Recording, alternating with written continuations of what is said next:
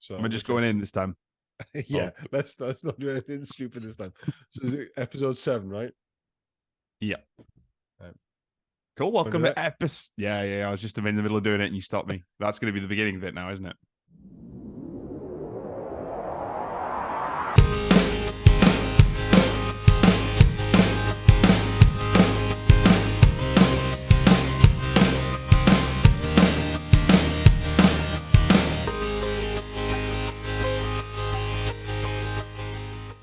Welcome to episode 7 of Do You Know the Score? Football podcast of football podcasts. I am Jordan. And I'm Gavin. Yeah, and we are back once again. And this time it's been one incredibly crazy weekend, has it not? It has indeed, yeah. There's been some turnaround in form for certain teams and some action, some controversy, as there always is. So, where do you want to start? Let's start with the fact that Sean Dyche clearly listens to this podcast, has changed things up, and has made Everton like just a team full of courage, ability, and Yeah. Wow, I, what a performance. I said they had it in them. They seemed okay defensively. Not world breaking. It's not like they're going to go win the Champions League with that type of performance. But there was just something missing in getting it to just click going forward. And Sure. this one game against a good Brentford side that have done, they're fairly decent. They seem to comfortably beat them 3-1. Fantastic game.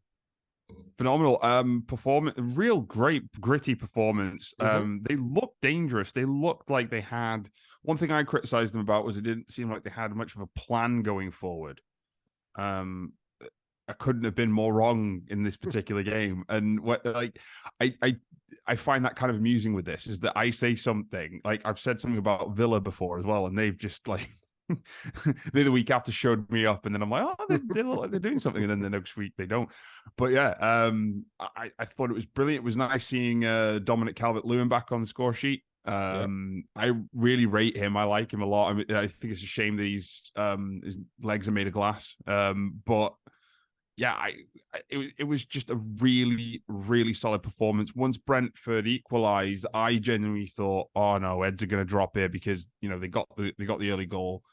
I thought Eds were going to drop. I thought the Everton mentality that we kind of seen over the last few weeks that might start creeping back into the team and into the performance. But I mean, what a brilliant performance from fair play to them. Take a bow, take a boo, son.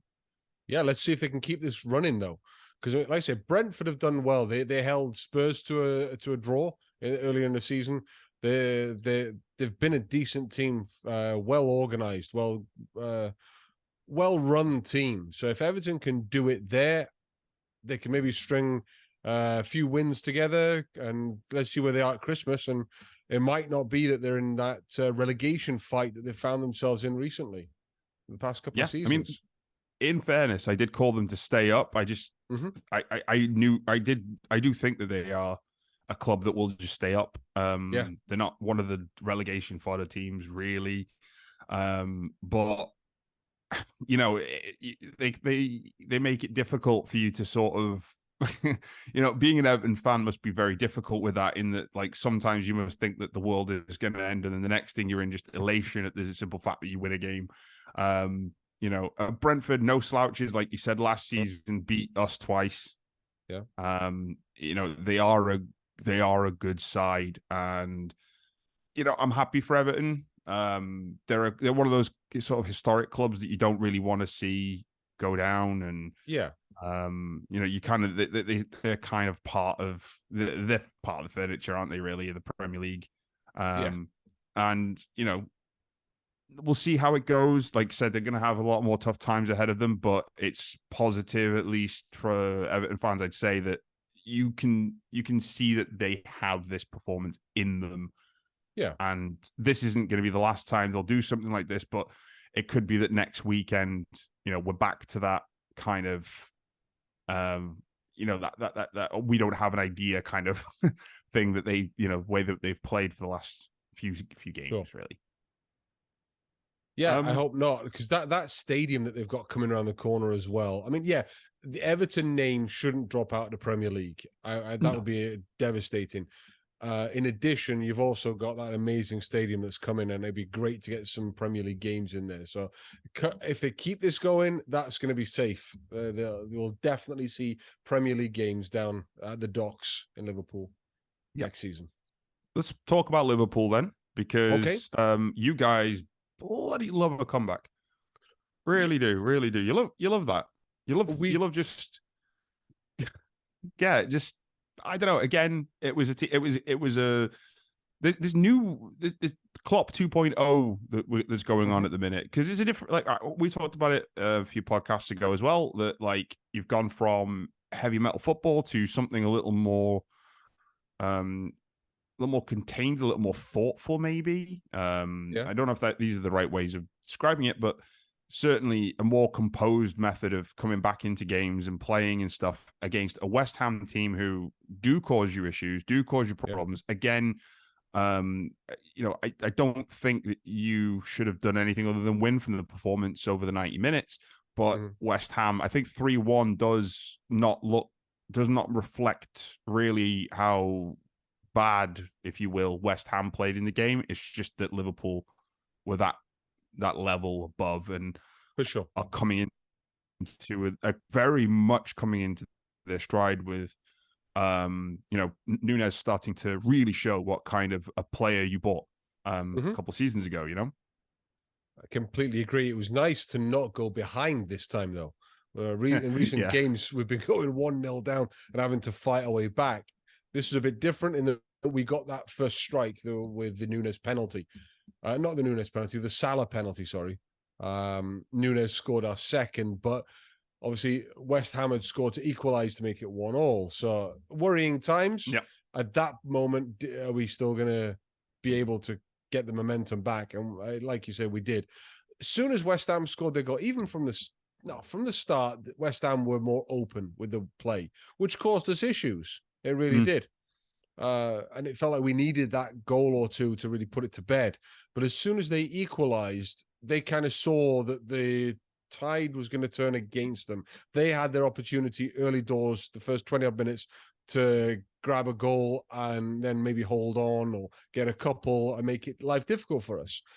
They didn't manage to get that done.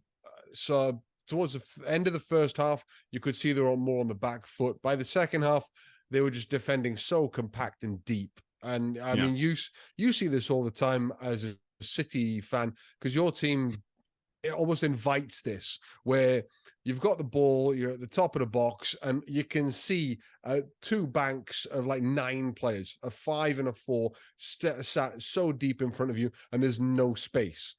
Yeah. What you guys can do is get around that.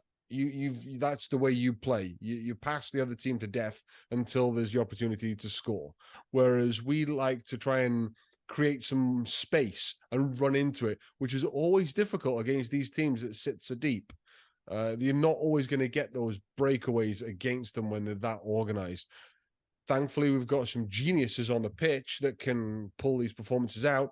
And yeah, you're exactly right. West Ham and no slouches. There's a reason why they're that high in the league. They've been playing well. They were playing well. We just managed to overpower them. And I like the way the Premier League table is looking at the moment. There's a familiar flavor to it, where there's been City and Liverpool at the top for quite some time. It's nice to be back there. We've taken a couple of seasons off where we've drop down a little bit, let Arsenal take over for a bit. But if, again, like we said with Everton, if Everton can keep the way they're playing going, they'll be rock solid in the Premier League. If we can keep this run going, I feel we can push you guys into a bit of a title race. Something I had no preconceived idea of happening this season, even after the signings and the first game or two. Now it's starting to feel like maybe if we can keep this going, that's the key. If we get some injuries or a lack of form or whatever, we're not going to keep up. But if we have, for any team to keep up with City, they have to keep the foot on the pedal now. It's not something you can like it has been in 5, 10, 15 years ago, where you could eventually, by the time he gets to January, February, March, you can catch him up. There's no way unless you do it now and stay with them. So, yeah, I'm gonna agree with that because what the thing that I'm looking at the table now, it looks there's a good 5 teams that are only 4 points away from City at the top. It's and none of these teams look at the minute like they're gonna struggle or slouch at all. yeah. It's definitely something that I think I'm quite dreading it being Liverpool if it is, because I detest having to compete with Liverpool, because you're like Jason Voorhees in that, like, you're just there in the background. You're always behind the hedge, or you're you're hiding in a cupboard somewhere waiting to pounce. Like, it's incredibly difficult being the final girl in a Friday the 13th film. Which is what we've been with you guys for many, and there's been seasons where you caught us, but yeah, it's looking good for you guys. Just genuinely looking good. Diogo Jota's looking great. Cody Gakpo's looking great. It's just not having having Virgil van Dijk back in the team. Your solidity was a little bit more there than it was last week. Yeah. But Joe Gomez is actually doing a half decent job at right back. Yeah. Yeah, which is promising, because what does that mean? When Trent comes back from injury, are we still going to try it with Gomez there with Trent in front as more like a winger, someone behind Salah on that on the right there, maybe a bit further forward? Who knows? We've got so many options off the bench now that are reliable options, not just options. When you can bring on either Jota or Nunes or Gakpo up front. And then you've got the midfielders. You've got Gravenberg, who's come on now, and it's not so much of a worry as a Liverpool fan when you see the subs board coming up and thinking, "Oh, who are we going to put on now?" There's reliability from the bench, which is great. But you kind of under the radar gotten a much better strength. Yeah, we talked about it originally, episode 1 or 2, where we were talking about the depth of Liverpool and how we think that it's improved, but it needs work, was kind of like the thing that the conversation ended up being. But you kind of stealthed a really good deep bench of players that look like, you've got that can replace one cog with another, if you will. Yeah. And that's, again, a testament to the abilities of Jurgen Klopp being able to coach these players and get these players playing into this new version of Liverpool's, dominating tactics and dominating will on football games. I think a lot of credit should go to Pep Linders, the assistant coach, and the other coaches, because whatever they're doing with the players day in, day out is working. It's not just a group of players get together with the manager tells them, right, do this, and they go and do it. There seems to be a symmetry between the head coach or manager and the coaching staff with the players. And that's what's working for us at the moment. Like you say, we're bringing in players where you didn't actually think that they were the goal, 100 million for this player, 120 million for this player. They're not those type of star signings. Yet, for some reason, we've managed to sign players who fit into whatever it is that the coaching staff are doing with them. And it takes them a game or two. And when they when they finally get in, they look like they've been there for years. Yeah, no, I can't disagree. It's looking good. Let's go over to the record-setting game. Whatever do you mean? Well, I mean, I was not expecting that, to be honest with you, but No. Newcastle United 8, Sheffield United 0. Apparently, from reports over here at least, they are saying that Paul Higginbottom's job is not on the line after that 8-0 drubbing. Sheffield United seem to be standing by their man. But 8 goals, 8 different goal scorers. Mm-hmm.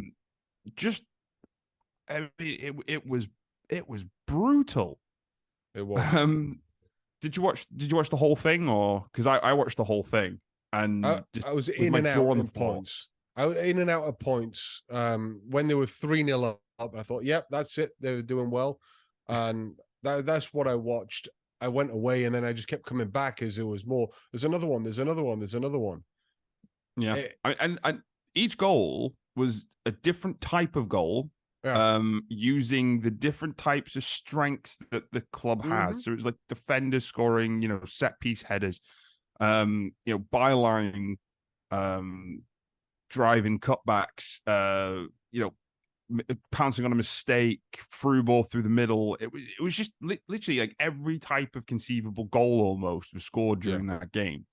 And Newcastle just looked. I mean, I do have to say that Sheffield United were poor as well. Like they were just poor. But I thought Newcastle United were superb, and the fact that they've come from a difficult result the week before in the Mm-hmm. league, then they did their first Champions League game against Sure. AC Milan, Mm-hmm. and then went and did this, and that was kind of like their first proper test of playing 2 or 3 games within a few days of each other, which Yeah. they're not used to. To go then to, and I think they were away for all 3 of them as well, if I'm not mistaken. I think you could be right there. Yeah. And to do that and then to come out and emphatically, because even though Sheffield United weren't good and they didn't play their best at all during that game, they're still a Premier League team, and scoring 8 past a Premier League team is difficult. Yeah. No, it's not. It's not something that happens every season. No. It just isn't. Like I know we've had a few 7-0s and 6-0s and stuff like that, obviously. Not naming names, No. but it's happened. It has indeed. Who knows? But I can't really fault Newcastle at the minute. They're they're a real sort of a team that adapts, and a team that really seems to know how to bounce back, or to at least keep momentum going, or build momentum even, to do something like this. My hat's off to him. It was a brilliant performance. It really was. We said at the beginning of the season how well they've played. Like they played against us, and they played really, really well. And I think I remember saying something along the lines of the Premier League table, the points don't reflect how well they've been playing on the field. It's been unfortunate that there's been games they've either lost or drawn when the performance on the field showed something so much more. And that is something that not only we are going to see as fans, but the Newcastle players themselves are going to recognize. So when you get the chance to then put a statement down and go, all right, we didn't get the points, now we're going to absolutely destroy this team, then you're going to want to do that. That's going to be a real feel-good situation for them. I think they were 5-0 up, and I saw that they were bringing Alexander Isak on. At that point, they were already 5-0 up, and they're bringing. Normally, when you're that up, you bring the kids on or some defenders and just play the game out like we did when we were 5-0 up against United that once. That was that team that plays in red, and I think we were 5-0 up just after half time, and we just took the foot off the gas. Klopp said, "No more. It's not nice. We've already done it. We won. Let's just get home." Whereas Newcastle, with what they've done this season so far, I can understand why they said as a team, no, foot down. Let's keep going. You have a goal. You have a goal. Oprah, when everyone gets a goal. 8 players. There was no doubles there. It was very, very impressive. And then you take from Sheffield United's point of view, you've lost. You're 3-0 down. I'm looking at this. Botman scored the 3rd goal in the 35th minute. By that point, you're 3-0 down. The game's gone. Then that you might get a goal or 2. You're not going to get 3. If a team's already spanking you 3-0 in the 35th minute, the game is gone. You get to half time, and it's just, all right, boys, how do we stop this from getting really ugly? And if you haven't trained that way, prepared to go into a game, we are going to get destroyed. How do we handle it at that moment? You've got 20 minutes at halftime to try and fix something against a Newcastle team with their tails up, and they obviously didn't come out to be able to defend that. They might not have come out expecting Newcastle to keep pushing. So I don't think that Sheffield United performance is a good reflection on them, a good representation of Sheffield United. No. I think they're going to struggle. I don't think they're a mid-table team. I think they're going to struggle this year, but I don't think 8-0 is indicative of a typical Sheffield United performance. And I think that is why the manager might not be sacked after this particular performance. You string a couple of these together, then it's different. If you're going to lose 8-0 against one of the top teams, it's going to happen. If you see Brentford smashing 8 past them, Fulham smashing 8 past them, I think then conversations are going to be had with that team. But while it's one of the teams at the top, and Newcastle were one of my picks for getting quite high up anyway for the year. And even after seeing them play, they just needed the goals. They don't need them all in one game. You still only get 3 points on the board. But it was great to see them all scoring.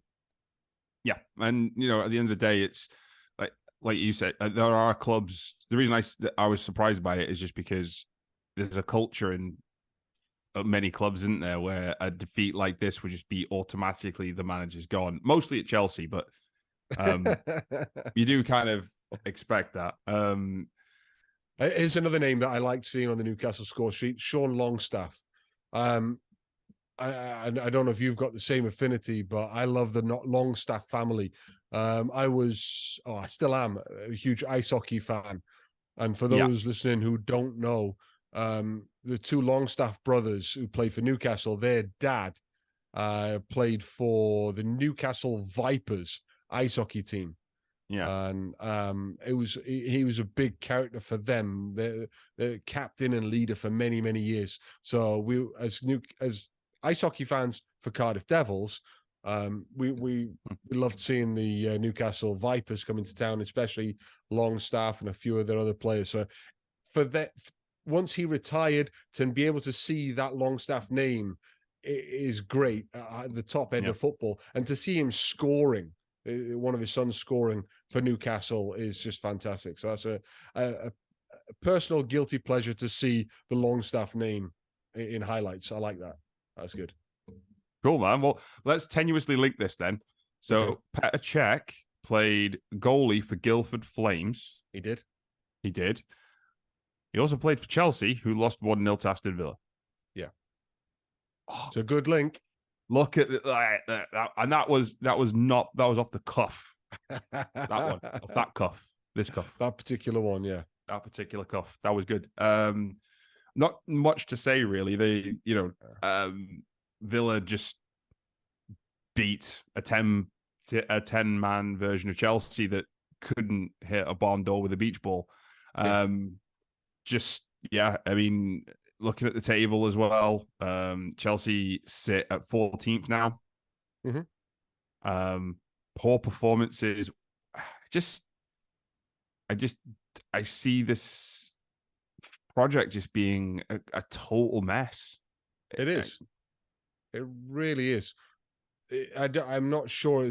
I know I've questioned Pochettino myself, but it can't just be him alone. There's other things, whether he's not working with his coaching staff well, or his coaching staff are inept, or there's something going wrong that the players just aren't performing, because those players should be playing better. We've both support teams that have had Sterling play for us. So we know that if he hasn't got confidence, he's useless, running around like a headless chicken. And we saw that perfectly in this game, the way that he just had no clue up front. No one knows. The arms were up and he's running around like a little dinosaur, like he does when he's just trying to do something, because he doesn't know. You give him space and time and he can create magic. But when he has to improvise, no good. And it feels like the whole team are all trying to improvise all the time. And it's not going to work. And how long is it going to be before someone questions why that is? It's different Sure. players. It's loads of money. That's what you hear from Chelsea fans, how fed up they are as well. They're turning on the manager already. I'm not sure changing the manager will fix things overnight. I think he's part of the problem. The manager changing thing at Chelsea never benefits them though, because this is, you know, they have a revolving door of managers that's been a joke for years about them. I'm looking at their lineup now, like Mudryk, he was a 100 mil signing. Enzo Fernandez, 100 mil signing. Raheem Sterling, 50 million signing. Moises Caicedo, 100 million plus signing. Conor Gallagher, not, you know, from the academy, had a fantastic season at Crystal Palace a year or two ago. Looks a shell of his former self. You know, Nicholas Jackson up top. Then you've got Thiago Silva in defense. I mean, you've got quality there, and you know, you've managed to pick the post of players that you know, top clubs went for. You know, the reason why top clubs went for these players is the reason why there was bidding wars and stuff going on. Why Chelsea ended up, you know, putting up the money that they put up for them. But I don't know. It's kind of like a strange FIFA thing to say, but like the chemistry's completely off. It is. They don't seem like the kind of players that can play together.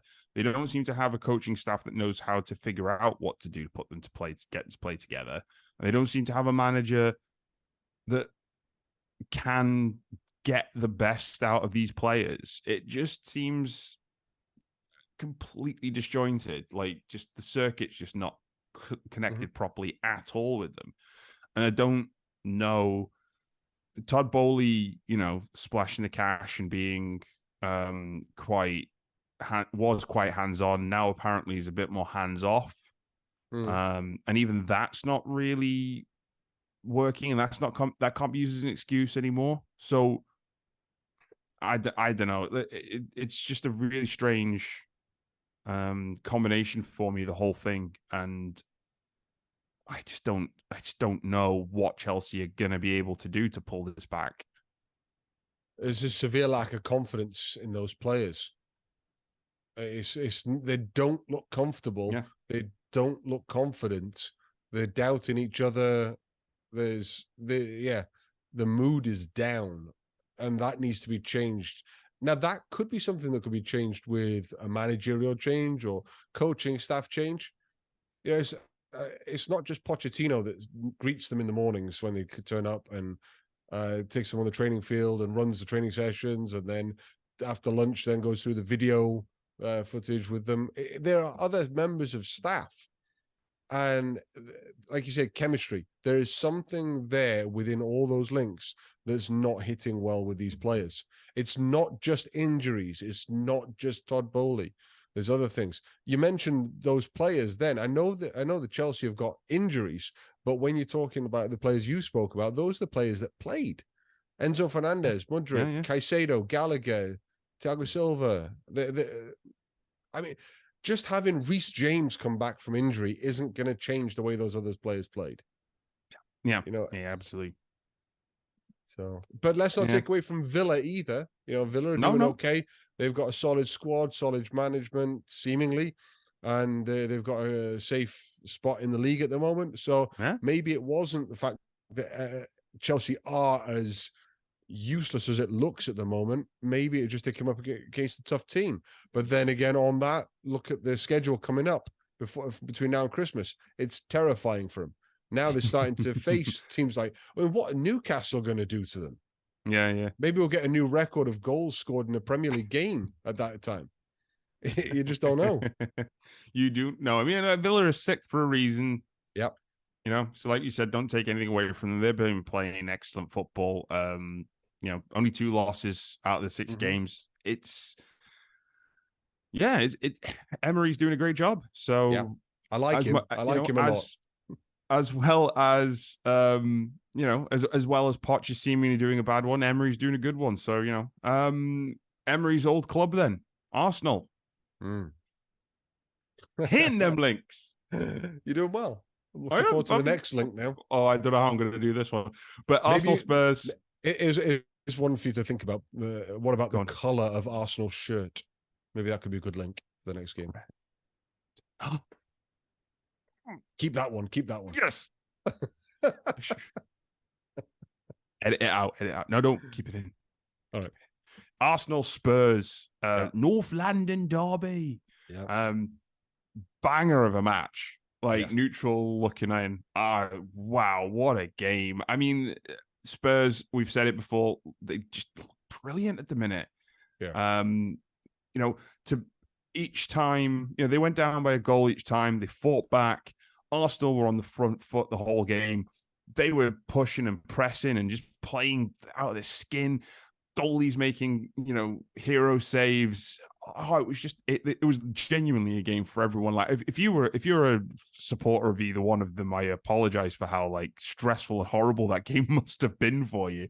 But realistically, I mean, we're talking about the number of horses in this race, and I think it's very fair and safe to say that these are two horses that are definitely, they're on the gallop. Yeah, for sure. I wouldn't want to face either of them on the form they're on at the moment. They both look very dangerous. Love the way that Tottenham are playing. Arsenal, Arteta's got them playing really well, top to bottom. You've got obviously Saka's an incredible player. He's so dangerous. And Spurs seems to be getting the best out of Son, making him captain as he's stepping up and he's carrying that team. Or not carrying the team, that's unfair. He's showing the team the way to go. They're following him really well. He's leading the team. Mm-hmm. And he looks a completely different player last year or the year before as well. He looked a bit dejected and a little bit lack of confidence. Body language didn't seem quite with it. Yeah. This year, whatever Postecoglou has done, right? Mm-hmm. Learned it. Mm-hmm. Whatever he's done, though, he's definitely, like you said, he's getting the best out of the players, and Son is leading from the front, and that team are looking incredible. Can't disagree less about. I keep doing that. Can't disagree more. It's a stupid thing to say. Couldn't agree more about Arteta, and copying Pep is pretty good thing. But what he's doing is, he's made some bold decisions. Raya in for Ramsdale. He's playing. He's worked out what his strongest 11 is, and he's playing it, and he's not being played with injuries like he got last year.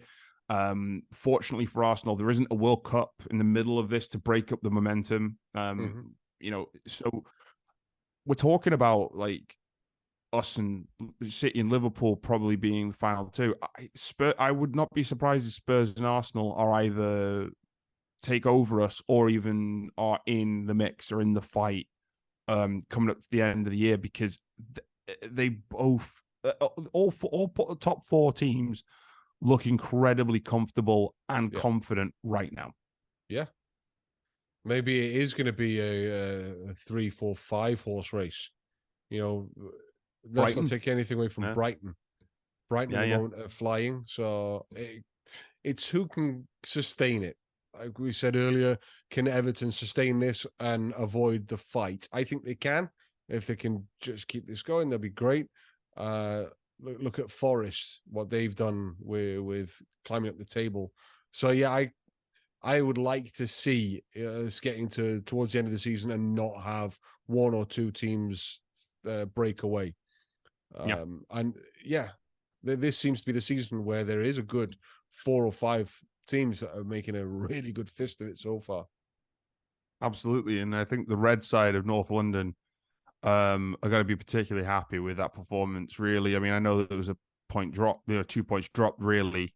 But, speaking of teams in red, let's go.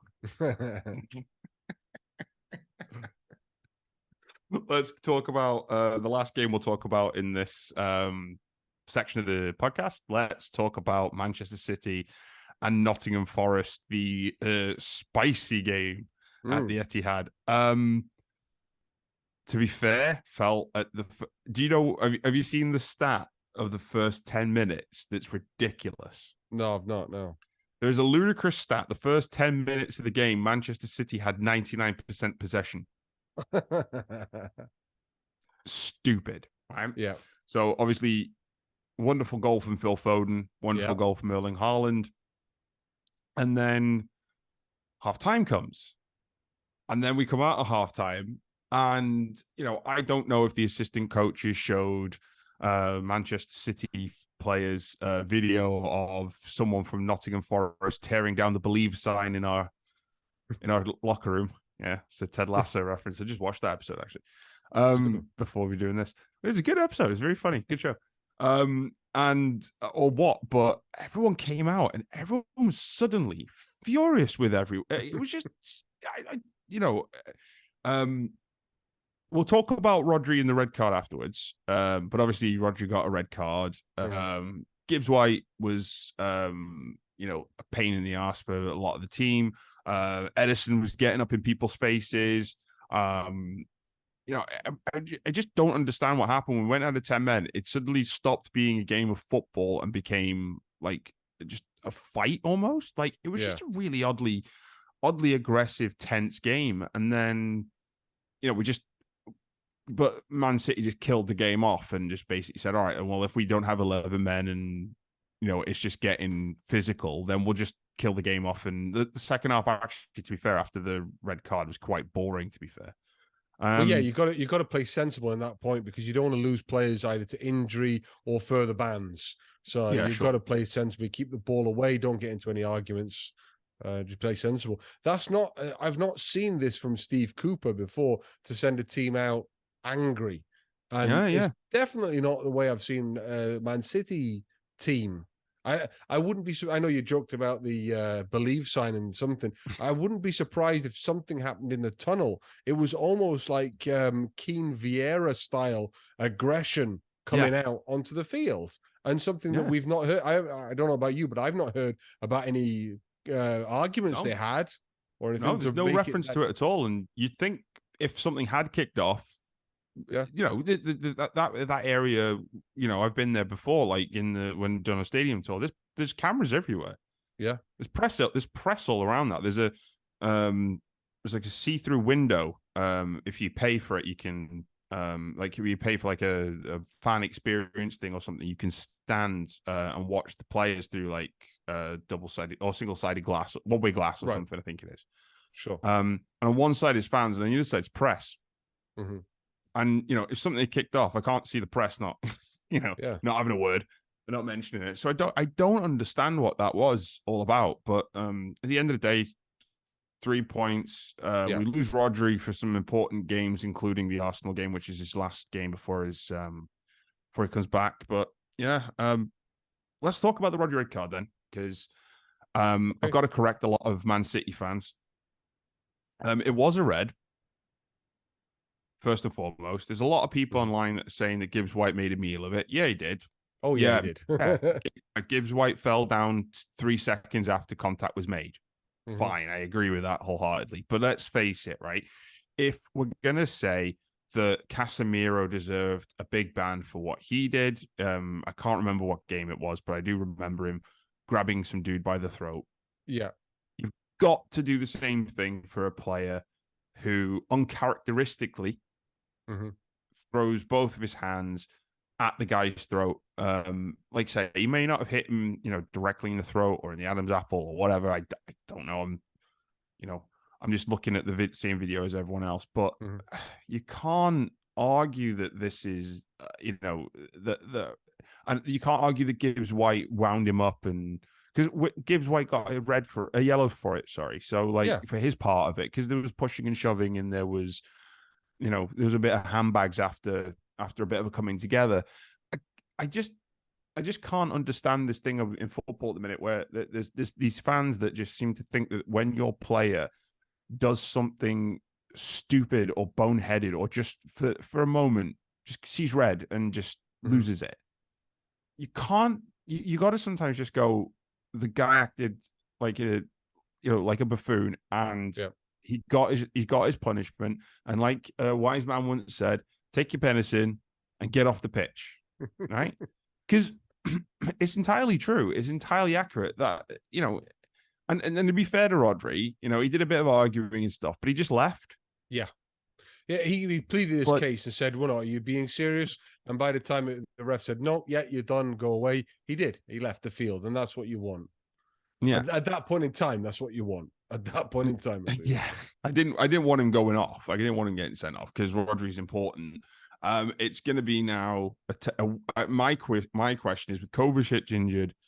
Um, is this now the time for Calvin Phillips to try and step up? Because like Phil Foden had to step up without Kevin De Bruyne, and I still think he has. I mean, he's been magnificent consistently since KDB got injured. I wonder if this is Pep going to play Calvin Phillips because Pep doesn't seem to have much faith in him at all, and we'll see. When you start to run out of central midfielders, you're going to have to go to what you've got left, whether that be through injury or red cards. Eventually, you're going to have to use what you've got. So it wouldn't surprise me if he did something daft like stick Rico Lewis on and then put John Stones up into centre defensive mid or something. You know what I mean? Like Stones has done a job there before, so he has, and it's the kind of crazy thing, wacky thing that Pep does. So yeah. But going to what you said about the red card, about the doubt, did he touch the throat? Did he strangle him? Did he, the question mark about that? For me, as soon as you lift your hands, you've lost. If you bring your hands up, it don't matter if you cleanly hit his throat or you hit his cheek or whatever, you went for someone with your hands. And we're playing football. It's a round ball that you kick with your feet. Only the goalkeepers get to use the hands. Keep them down. And I have an issue with the headbutting as well. That's what got Darwin into trouble last season. When you're angry with someone, so then your reaction is to get up in their face and tilt your head forward so that your foreheads meet, like what happened with Edison a bit later. And had Rodri just left it to that with Gibbs White and then yellow cards apiece, fine, because Gibbs White wasn't going to fall to the floor for that. He was going in for it as well. If I was coaching these players, or if I was one of those players, I wouldn't do that. I wouldn't go in with my forehead, because you could get someone who on contact does what Gibbs White does, fall to the floor, and it looks like you've smashed him in the head and you've given him a proper headbutt. So I think they both risked it by doing that. But like I said to you at the time, Rodri should have just taken his yellow card and walked off. To bring his hands up, there was going to be no other outcome. Yeah. But the thing that's strange to me is it's completely out of character. It is, not just for him, but for both teams. Yeah. It was a very weird game. Really weird game, really weird day. But yeah, we got 3 games without him now. And hopefully it's Calvin Phillips and he gets to stand up and actually show why we spent 50 million on a player to sit on a bench, see if he gets to actually play a game. Well, that's why you do that. That's why you have those players for these moments, so that they can come onto the pitch. So yeah, before we go on to something else I want to speak about, I just want to address this advantage that happens in the Premier League and elsewhere, but I'm seeing it in the Premier League, and it irks me. I love all sports. Rugby is one I really enjoy as well. And in the game of rugby, if there's some type of foul, the referee might call advantage, and you can hear it in the recording there, because they're mic'd up the whole time, and you'll hear them say advantage for that foul. They'll tell what the foul is, and then the team will try to progress. Now in rugby, it's easier to note where the progression starts and stops, just because the nature of the game. So if the referee feels that the team has progressed enough, they can then shout advantage over, you continue to play.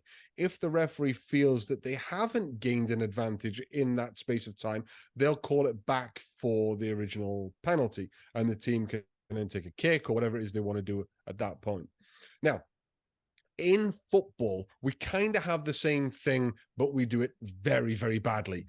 there's so many instructions given to the referees about how much time with the time wasting, the ball going out of play, the throw-ins. You've got to do the throw-ins quickly. There's the VAR stuff, and there's all that information. Yet this thing of advantage is something that can be implemented so easily, but we fail to give it any thought at all. So let's just say there's a foul that should be called, a slide tackle. The ball then breaks away. The attacking team still has the ball, and then you'll see the referee signal advantage with his two hands to say, continue on. I've seen it, advantage. The play then gets broken up, and there was no advantage gained from that team, and they'd never come back for the foul.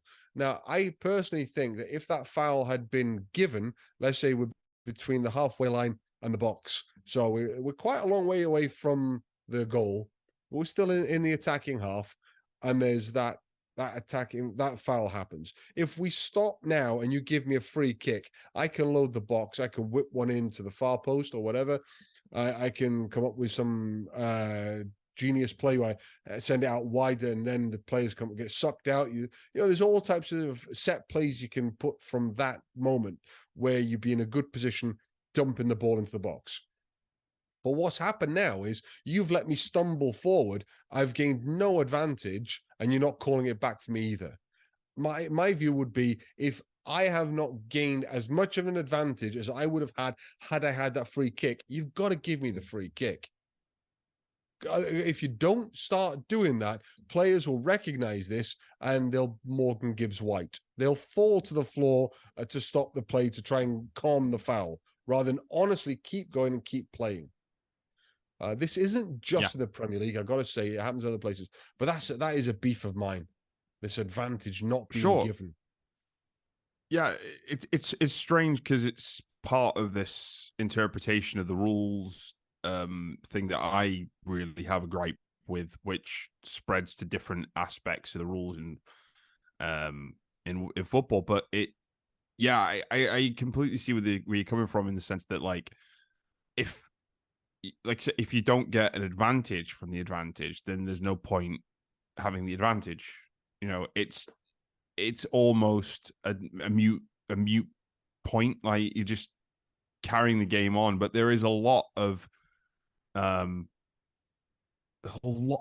much that's like wrong with how rules are implemented by referees in football at the minute, and it's the lack of consistency is a strenuous problem. Are there any examples of this that has happened recently for you that has brought this to your mind, or is it just a thing that you've not really? It's just general. It's just general, because I've seen it a few times, and every time it happens, it just bugs me a little bit, and it bugs me a little bit more each time. And this kind of brings me nicely on to the next thing I want to talk about. But as an assistant coach myself for a semi-professional team here in America, I've seen it at our games as well, at our level. So it's not just a one moment thing. It's happening more and more and more. And it's something I think that can be fixed and should be fixed on all levels. So, yeah. But yeah, I go on. No, I was just going to say that I agree completely that, like, the inconsistency of the advantage also, like, I've seen advantages given though, and also them whistling back, even though, like, they've made strides. Like, referees don't, because there isn't a scope, because it's an interpretation thing of, like, what you think the advantage should be, or, you know, based on the incident that occurs. And it can be it can literally be the difference between, you know, a goal and not, you know, it's a lack of implementation, like, affecting the outcome of games. And another apology letter from the BGMOL. Yeah. You know, when a player gets fouled in the box, right? You're an attacking player, you've got in the box, you get fouled, you get given a penalty.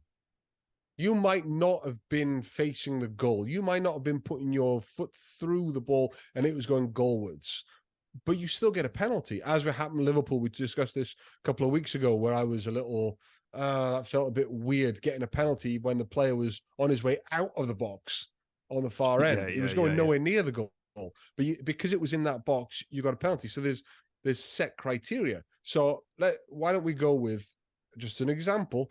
Once you're in the attacking half, if you're fouled and the referee would like to play advantage, unless the ball enters the opponent's box, you have to bring it back or I don't enter the box, say within 15 seconds. Then you have to bring it back for the foul. If or within 15 seconds, a distance, yeah. But that in the box seems to make sense to me. The ball didn't make it in, no advantage was given. No advantage was gained, should I say. That could be a way around it. That at least let's workshop the idea from that as a standing point rather than just ignoring it and continue like we're doing. We like to do that though. There seems to be consistency with our officiating at the minute. Yeah. I don't know. No accountability either. Let's talk about them guys then. Let's talk about the brilliant. Let's talk about the boys. Oh, you've got the shirt on. Yeah. Very nice. No, you know what? Didn't even plan it. It's a good shirt. But though. Atletico. It's a great shirt. It's a great shirt. Great club. I don't know if you can get them, but not at the moment. Nope. But that's probably coming. Let's talk about this then. So, like you said, you're assistant coach at second tier. Is it second tier? I'll go through the tiers in a second, but the team's name is Atletico Orlando, and we're in Central Florida, obviously Orlando. So there are, obviously you've got the MLS, that's the top tier. There is a pyramid in the US soccer system, but there's no promotion relegation per se. You can move up and down, but that's more through application. You got to put in an application to be accepted into another league. So you got MLS at the top. There's one or two underneath. There's MLS Next, and also the USL. The USL is probably the biggest one. That's where the Tampa Bay Rowdies play in the USL. Those that don't know, that's where Rodney Marsh moved to, and they've had some amazing players over the years, of course. There, but Rodney still lives in down near the stadium. That's kind of his team. So that's the USL. We're in the one below that, the UPSL. So technically the third tier, but within each tier, there's other tiers as well. So it's difficult to really gauge it. It's not like in the UK where you've got Premier League, then you've got the Championship, first, second, third, the conference. But when you get into the non-league leagues, then it branches out. And it's more similar to that than what we've got. So we're in the UPSL, and we're flying high at the moment. We've had a great start to the season. 3 games in, 3 wins. It's nice to be unbeaten on all fronts. But this team this season, there's an excitement about the team. We've signed a deal with MASL, that's an indoor soccer league, to become a fully professional franchise. That will be starting in late November, I think. Schedule hasn't been released yet. And for our first season, fully professional indoor team, we're going to be just playing away games. We've got 3 other teams in our current league that we're playing against away all the time. Our home games are going to be at theirs up in New York, and they're spread across all of America. It's not just a central thing. So our indoor team is fully professional, or will be in November. That's the M2. And then we've also got the outdoor team, which is the UPSL. And like I say, we're in the Central Florida division, and we're flying high. 3 wins. First game, we won 4-0 against Golden Goal. There's some funny names, but some are named after the founders' favorite teams, like obviously Atletico Madrid, Atletico Orlando. There's a lot of Atletico teams, so we use that for ours when we founded our team. So the 4-0, the team who play Golden Goal, to be fair, they're not as good as us. So that was an expected result. It was great to see some of the players that we've got scoring goals. One of the guys who scored 2 goals, Felipe, he's been injured recently, so he's now coming back, banging in the goals.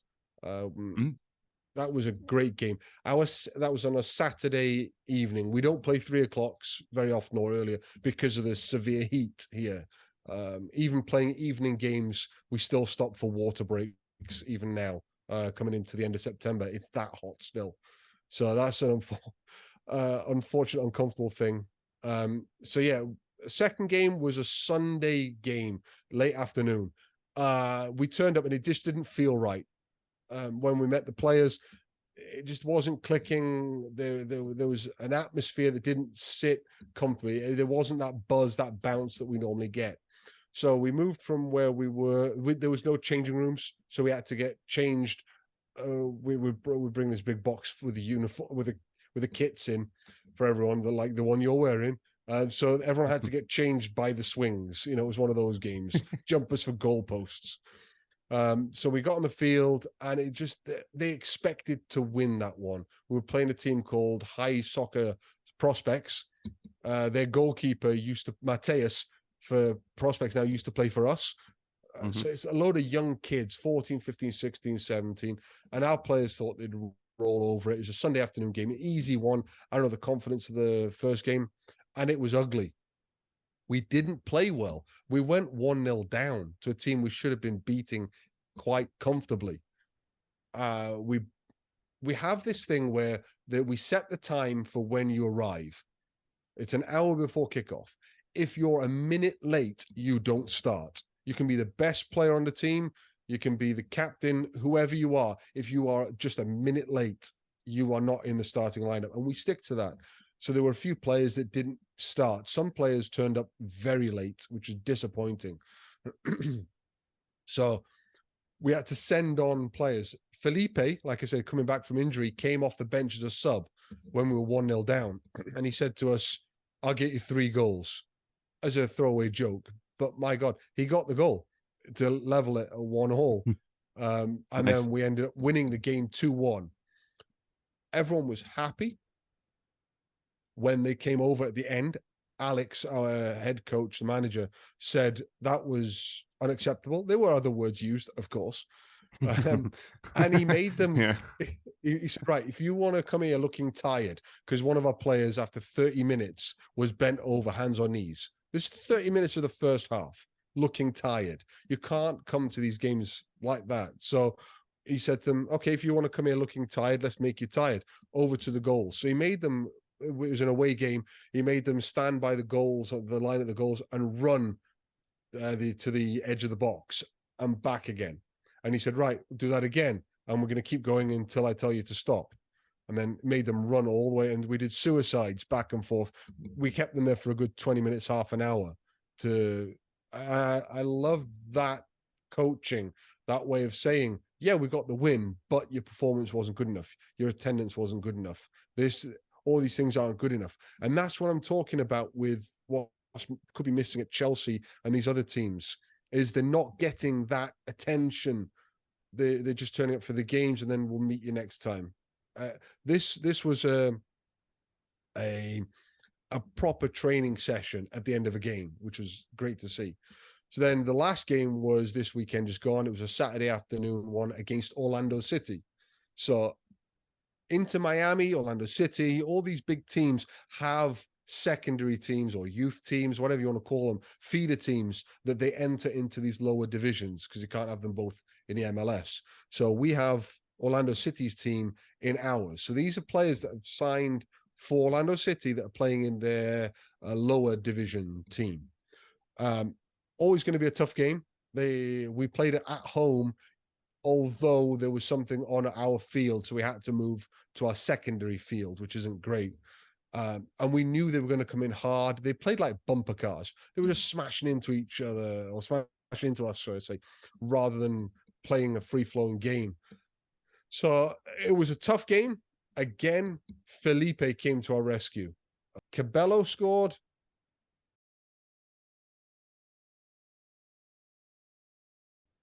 Thiago was the other goal scorer, yeah.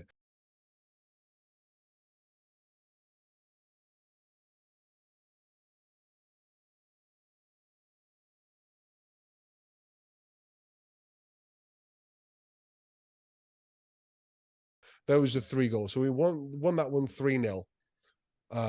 In the end, comfortable, especially with, I think Felipe scored the 3rd goal that put it to bed. And it was a delicious cross from the left wing.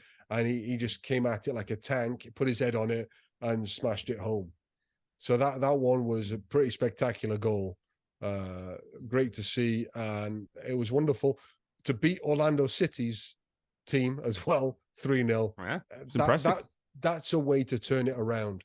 So we're just going to kick on from here, and I'll keep checking in rather than having like a bunch of games, maybe every week. I can tell you where we're up to. But right now, we're standing high in the standings. I'm just opening up now. 3 games, 3 points, goal difference of +8. So we can't argue with that table. It's great. Yeah, definitely. If listeners want to like follow them, you can do. Just check out them. It's atleticoorlando.com. I'd have to check the website. I'll put it on the screen right now. There you go. Like magic. There it I just appeared. saw that as well. And you can follow them on Instagram as well on Atletico Orlando. There's a lot of updates on there as well. They're brilliant. I have been to I think 3 games in total, like when I've come over to visit, and it's always it's good, and it reminds me a lot of like grassroots games. We got members of the family that over here that play for Cheadle Town. Small little thing, and it reminds me a lot of when I came to see you guys. Like it's just a football pitch with a few stands. It's not quite, I know you guys don't really have stands and stuff at the venues you play at, but it's a couple of them, and and it's great. I mean, like I said, the standard was pretty good, I thought, and it's great that there is a football culture really blossoming over there and getting bigger and bigger. And I guess the influence of having, the Premier League, the UEFA Champions League, Paramount Plus, for example, over there has all of the Italian games. I think ESPN even show league games, like Championship, League One, League Two, and stuff. So there's a lot of interest over there at the minute for football, and it's great that it's developing. And like you said, you're saying like you got your indoor team becoming a pro team, your outdoor team, they're making waves as well. And from our conversations, there's plans to expand on the project in general and make it bigger. Yep. So it's a great thing, and definitely keep bringing the updates and letting us know, because it's great to hear about stuff, and I wear the badge. Well, I'll put all the socials in the description of the video as well. All the the football team socials. We also have VEO, which is a video system that tapes the games. So if there's any live links for any games, I'll post them as well. I don't know if we've got any coming up that we can do that, but I'll definitely keep everyone informed on how we're doing. Brilliant. Cool. Well, on that bombshell, I believe that is a fantastic place to end this episode. Again, thank you all very much for listening. Thank you for watching. Thank you for taking part. If you follow us on social media, thank you for doing that. Please share this with your friends. Like, subscribe, click that bell, that notification bell. Let people know when we post this. It's weekly-ish. Like we just... Whenever we get to record, we post it as soon as we can. And any little help. We've got shorts as well. So if you want to just watch little clips of this, they're available as well on YouTube, TikTok. Got Facebook. We've got Instagram. We've got it all. It's brilliant. And please do interact with those. Like, share, favorite, comment. Even if it's just, hey, any type of interactions will help boost these videos to get them out to more and more people. We could really do with some help from you on that.